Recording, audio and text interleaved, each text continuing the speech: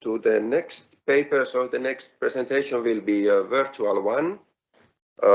We have Mr. John Kim from the Emory Business School.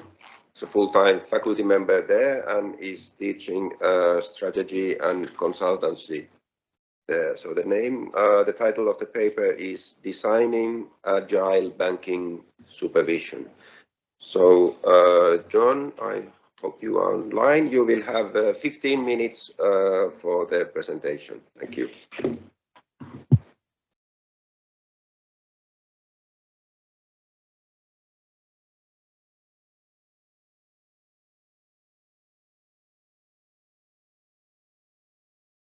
Can everybody see my screen? Okay. So thank you so much for having this paper on the program. I'm really excited to present it, and thank you so much for accommodating me so that I could present it virtually. I really do appreciate it. So this is a joint work with Teddy Kim at Emory University and Vicky Liu and Noam Tenner, both at the Boston Fed. And I'm going to talk about designing agile banking supervision. And here, the notion of banking supervision refers to the broad concept of supervisory guidance. So specifically, we're going to think about how the supervisor should communicate with the bank about his outlook of the state of the economy, as well as about the details of the supervision process going forward, such as the stress testing. And of course, all of this will be done in order to steer the bank to socially optimal or socially desirable risk-taking behavior, which will, of course, be made precise in the model once we get to there. So this is a theory piece, and it's a theory piece that's trying to accommodate two realities that banking supervision faces. The first is that there is incomplete information about various risks within the economy that's spread across various participants in this market. So on the one hand, banks typically have very detailed views of their own portfolios, but obviously they cannot look into the business lines of their peers, so they're very good with the trees, but not with the forest. Supervisor, on the other hand, is able to probe into portfolios across all of the supervised institutions. So this is going to allow him to see the forest. But of course, due to the time constraint and information constraints, they're typically going to lack the finer details. So the incomplete information is one thing. The other thing is the presence of conflict of interest between the bank and the supervisor. In theory, if there's no conflict of interest between the two, we presumably wouldn't even need to have banking supervision in the first place. For us, this conflict of interest will manifest itself as banking typically requiring having greater risk appetite than the supervisor. So given both of these realities, what we're going to think about is how can supervisory authorities design their public messages to guide and monitor the bank behaviors.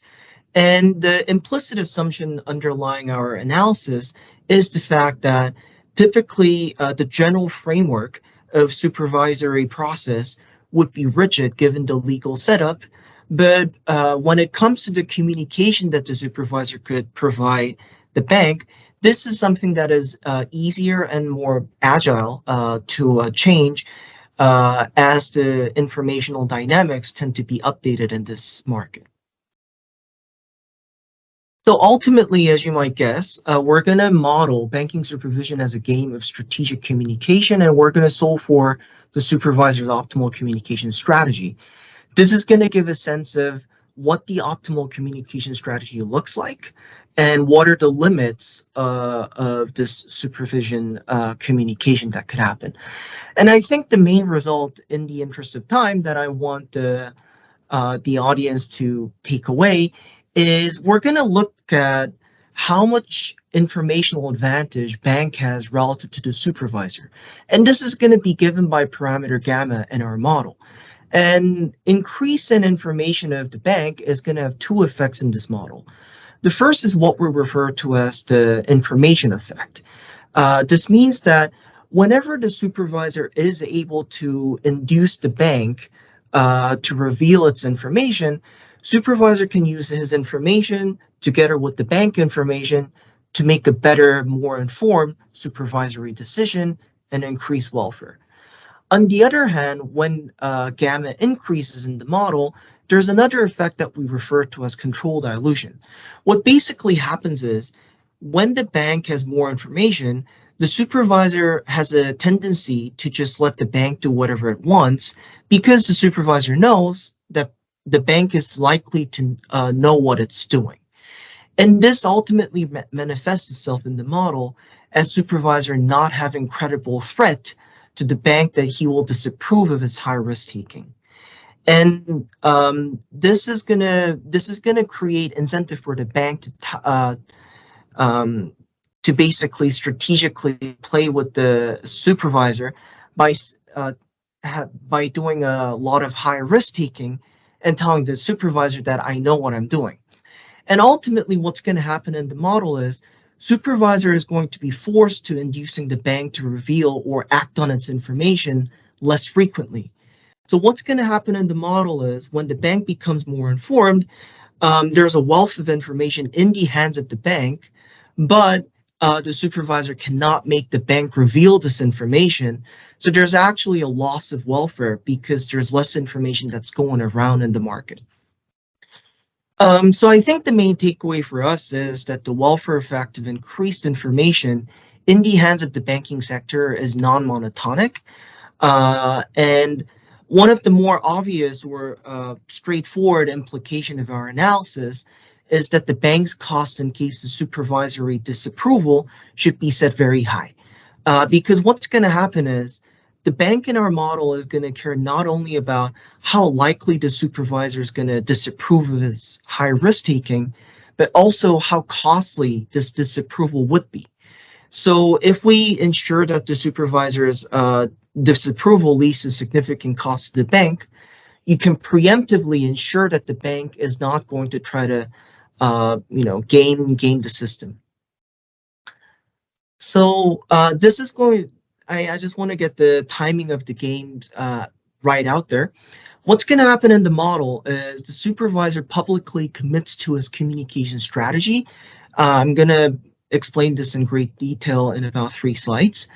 And the nature is going to choose omega, which is going to be the state of the economy in our model or some key random variable.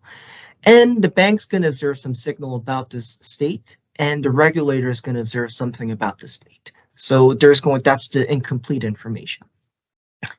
Then the supervisor is going to disclose, if any, information about T or his information according to his promised communication strategy at the beginning of the game. The bank then needs to decide whether to take high risk or low risk as a function of the supervisory communication it has received together with its own private signal. The supervisor is going to come in and assess the bank's risk management practices. You can think of this very much like the stress testing, and then the payoffs will be realized. So I'm going to spend a few slides going over the specific details of everything. So as I've already said, the bank decides whether to take high risk or the low risk. The payoff from low risk activities in the model will be normalized to 0 for both the bank and the supervisor. This is without loss of generality given the binary setup. The bank's payoff from high risk activities will be set to 1. Again, this is without loss of generality. We're heavily taking advantage of the binary nature of the decision making. So the fact that the bank has higher payoff by doing high risk compared to low risk, this simply says bank prefers high risk activities regardless of the state of the economy. The supervisor, on the other hand, is going to have positive payoff when from high risk activity when the state of the economy is good, but negative payoff if the state of the economy is bad. So you can kind of see where the conflict of interest occurs. Bank always wants to do high risk, but the supervisor only prefers high risk if the state is good. And as I've said, there's incomplete information. The bank signal S is going to take one of 2 values, good or bad, and gamma is going to capture how informed the bank is. So it represents the probability the bank receives good signal when the state is actually good, and the probability the bank receives bad signal when the state is actually bad. The supervisor, on the other hand, is going to start with some rational prior that the state is good, which is given by P0, and then observe some realization of a noisy signal S prime. And based on this, the supervisor can update to a posterior probability that the state is good that we're going to denote T.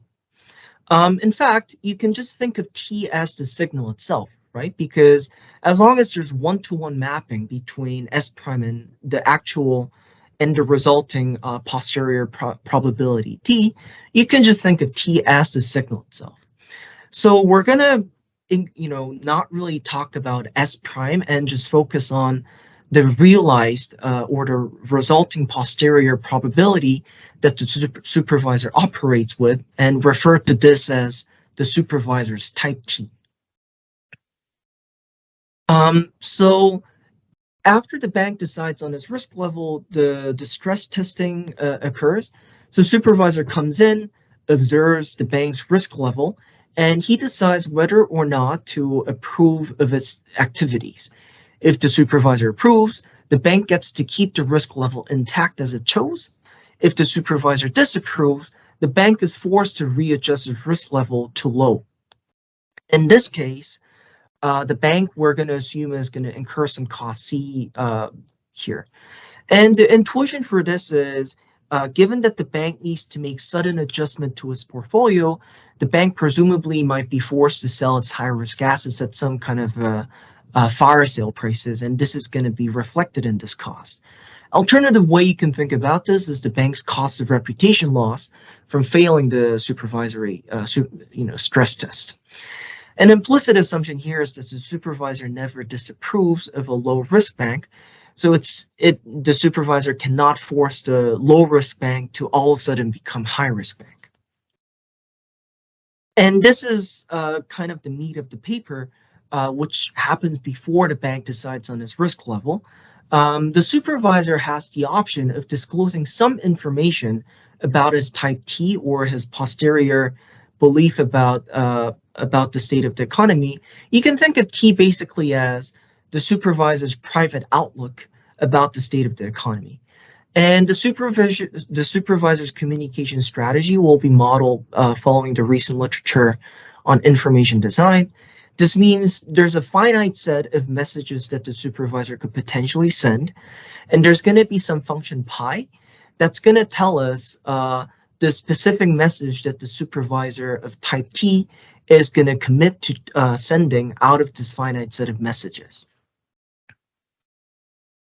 So this is just a repeat of the original timing of the game, just so people get a recap of the sense of the flow of the game.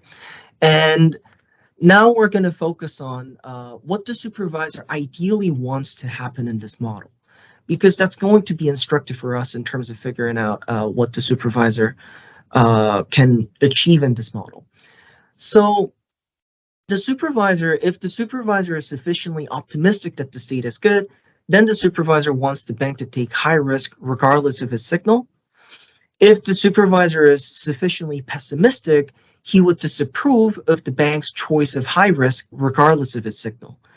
So when the supervisor wants to hear from the bank is precisely when he is neither too optimistic or neither too pessimistic in this model. So in this model, if the supervisor is honest, what's going to happen is the bank will not follow the supervisor's guidance when the message is HL, which refers to do high risk if your signal was good, but do low risk if your signal was bad. And this is because if the supervisor thinks that the bank is following its guidance, then the bank actually has an incentive to gain the market by always doing high risk and tell the supervisor, I did high risk precisely because my signal was good. So honest communication by the supervisor telling the bank what he exactly wants is actually not in favor of the supervisor's incentive. So this is kind of the key picture of the paper. The left-hand side is showing you the honest communication. So the supervisor is saying, I'm honestly, pessimistic, which would be the red region, honestly optimistic in the green region, honestly not sure within the gray region. So as I've already said, this strategy is not going to work. In the current environment, the supervisor can provide an incentive for a bank to do conditional risk taking by basically sending the message HL in not only the gray state, which is where the supervisor wants the bank to do conditional risk taking, but also in the black region. So what's going to happen is when the bank receives the message HL, the bank knows that the supervisor is interested in hearing from the bank's information, or the supervisor is already very pessimistic about the state of the economy. So the key thing is in our model, what's going to happen is if the bank received a good signal itself, the bank is more likely to think that the supervisor is in the gray region and therefore take high risk. Whereas if the bank received a bad signal itself, then the bank thinks that the supervisor is more likely to be in the black region. Therefore, such a bank is discouraged from taking high risk. So this is how the conditional risk taking can happen. I know I'm running out of time, so basically in the model, what basically happens is that the supervisor can ensure the supervisor's ability to ensure that the bank is going to do conditional risk taking depends on how big the black region is, because the black region gives credible commitment power for the supervisor that I'm ready to reject your high risk taking. And as the bank becomes more and more informed in this model, the black region is going to shrink away because the supervisor is more and more tempted to just listen to the bank's decision, the bank's information source. So one of the key things that we try to argue is if the length of the 0 to T underbar, which is the region when the supervisor is ready to reject the bank's high risk taking, is going to shrink, that can be kind of offset by setting the C high, which is the cost that the bank would experience if it were disapproved of its high risk taking. And the one of our analysis is taking C as given, and this is reflecting the fact that there's a lot of political economy constraint that goes into setting the C. But of course, this is something that is obviously controllable. I mean, the way we interpret C in our model is basically the Dodd-Frank Act and scaling back of Dodd-Frank Act in 2018. And, as if you're not sure about what to do with C, a priori, it makes a lot of sense to set this very, very high to begin with. And that can help the supervisor kind of regain control of this, credible commitment power. So, yeah, let me try to conclude. The main takeaway for us is that the welfare effect in hands of the banking sector is non-monotonic, and this is because when it's in the hand of the banking sector, this is information that the supervisor needs to induce or persuade the bank to reveal.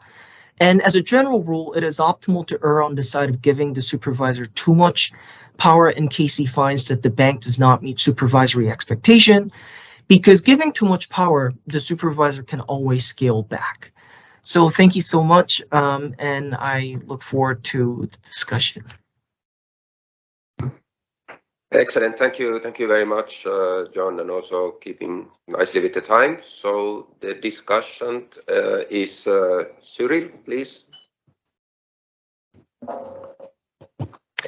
Might come back. Can you upload my site? Okay, perfect.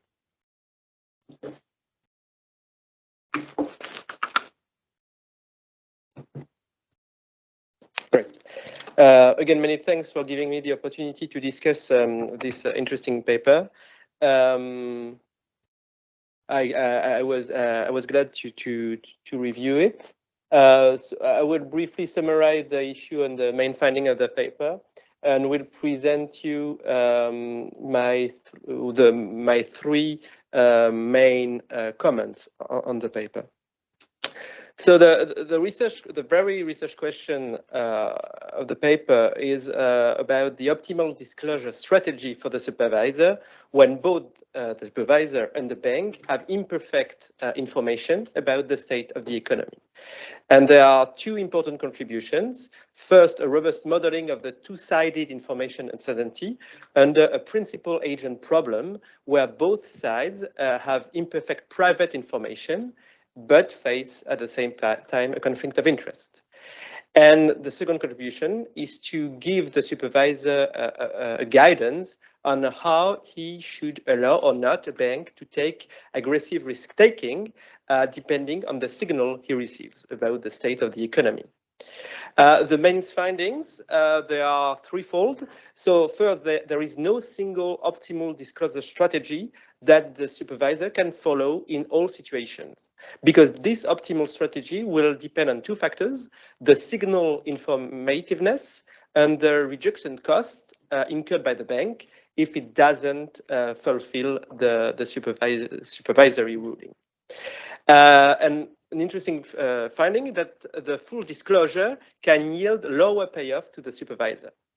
And finally, the informativeness of the bank signal, meaning the probability that it corresponds to the right state of the economy, parameter gamma in the model, has a non-monotonic effect on welfare, the welfare being thought of as the supervisor's expected payoff, because there are two competing effects at stake. First, an information effect and a control dilution effect, if the supervisor doesn't have any commitment power to its supervisory ruling. So my first comment will concern the bank's objective. I have a question, maybe not a problem, but a question with the initial claim that banks always prefer to take aggressive risk management approach regardless of the state of the economy. And I was wondering how this assumption can be reconciled with all the objectives of the bank solvency regulation, which is precisely aimed at ensuring that banks managers and banks owners have skin in the game, because they know then that if they adopt too risky behavior, then they will bear the costs. So this is my first question on the modeling of the bank's objective. And the second one is related to the claim that there are multiple banks in the model, in the economy, not perfectly observing the state variable. But I was not sure about the way bank heterogeneity is captured in the model. My second set of comments is this time related to the supervisor's objective. And I have a question with the initial claim that the supervisor prefers banks to be conservative if the economic fundamental is weak. But then, so this was okay with the good old times of the microprudential regulation. But now, how does this assumption reconcile with the new macroprudential approach to supervision, where the regulation has to be countercyclical? And more broadly speaking, how can micro and macroprudential supervision interact in the model? And finally, about the policy implications, because this is the crucial part of the model, there are two main supervisory implications from the model to induce the bank to reveal adequate information. The first implication is that it's better to give the supervisor too much power in case the bank does not meet supervisory expectations. One. And second, it's better to give the supervisor ex-ante commitment power over its supervisory ruling. But then I would like to see some elaboration on the supervisory implications on two fronts.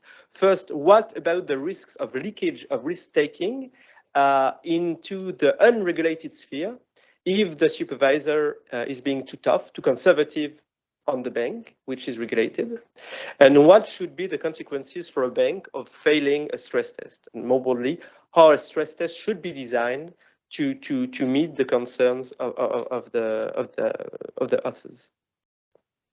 So short conclusion will be to congratulate the authors. I think it's a solid and interesting paper relying on a rigorous theoretical framework. But the framework could be expanded to take into account recent developments in the field of macroprudential regulation and the development of the non-banking financial intermediation. Thank you. Thank you very much, Cyril. And let's take some questions from the audience now first before we give the floor back to John. So we have one question here on the floor, please. Yeah, thank you. My name is Klaus Lüttmann from the ECB. And thanks a lot for this very interesting presentation.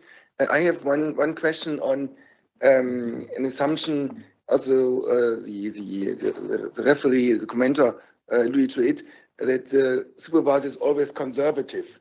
And I wonder if we have not in reality also here a reputational risk of the supervisor that we want to take into account, that if you're always conservative and you always cry wolf and most often nothing happens, then you are eroding your own credibility as a supervisor.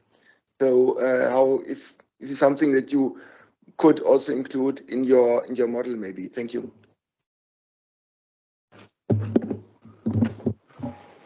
Thank you very much. Do we have other questions from the floor? No. On the virtual audience, we have for the moment no questions. So I think, yeah, so I have just one comment. It's basically just an addition to the final conclusion of the discussions. Essentially, I think that also another thing you could consider as a kind of application of this model is operational risk, because the conduct risk is of course something that has become much more important now with the Basel III. And how could you relate this model to operational risk, and particularly the monitoring of conduct risk? Thank you. Okay. Can I respond? Yes, please go ahead. Oh yeah. So thank you so much for all the great comments. I'll reach out to Dr. Pouvel to get the discussion slides later. Broadly speaking, this idea about, in the model, there's only binary state. And what we thought was a fair assumption is that the bank has a greater risk appetite than the supervisor. That's the main assumption we're making here. And one way to reflect that, it's simply that the bank prefers to take high risk in both states, whereas the supervisor only wants the high risk in one state. Now, we are aware this is highly simplified, and I think we're not trying to say that the supervisor doesn't have any reputational cost arising from his preferences, or the bank always wants to take high risk. It's just that within this particular framework, it's very stark, precisely because of the binary state assumption that we have. At some point we did play around with the continuum of state, and that allows for something richer, where presumably we can have like a cutoff point within the continuum of state where the bank prefers high risk and the supervisor prefers high risk above certain threshold, and they can have different thresholds. Maybe we should think about going back to that setting. About multiple risks, multiple banks, I'm sorry about that. I mean, we originally had multiple banks, but we took that out because one bank turned out to be sufficiently crazy. Maybe there was some typo there. I'll think harder about the various operational risks and leakage into the unregulated banking sector. So yeah, thank you very much. These are very useful.